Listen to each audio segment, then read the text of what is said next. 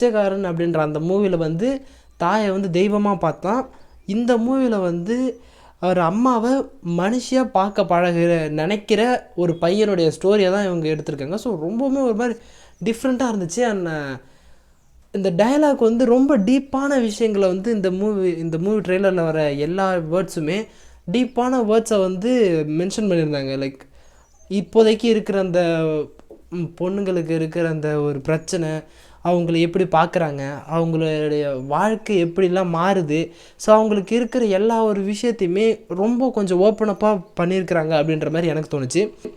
Like அந்த ஒரு பொண்ணுக்கு அம்மா ஆனதுக்கு அப்புறமா அவங்களுக்கு இருக்கிற எவ்வளோ பெரிய ப்ராப்ளம்ஸஸ் அண்ட் அவங்களுக்கு பின்னாடி இருக்கிற எல்லா பிரச்சனைஸுமே ஃபேஸ் பண்ணுறது எப்படி இருக்கும் அப்படின்றது ஒரு விஷயத்தையுமே காமிச்சிருப்பாங்க. அதாவது ஒரு விதவையானதுக்கு அப்புறமா அந்த பொண்ணு எந்தெந்த மாதிரியான விஷயங்கள்லாம் ஃபேஸ் பண்ணுறா, லைக் அந்த செக்ஷுவல் அப்யூசஸாக இருக்கட்டும் அண்ட் மக்கள் பார்க்குற விதமாக இருக்கட்டும், எல்லாமே டோட்டலாக டிஃபர் ஆகுது.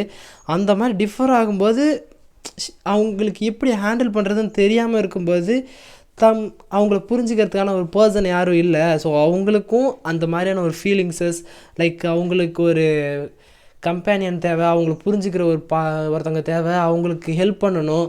ஸோ அவங்களுக்கும் சந்தோஷம், ஹாப்பினஸ், சேடு எல்லாமே இருக்கும் அப்படின்ற ஒரு விஷயத்தையுமே அவங்க சொல்ல ட்ரை பண்ணியிருக்காங்க அப்படின்றதான் இந்த ஒரு மூவியில் இந்த ட்ரெய்லரில் சொல்லியிருக்கிறாங்க. ஸோ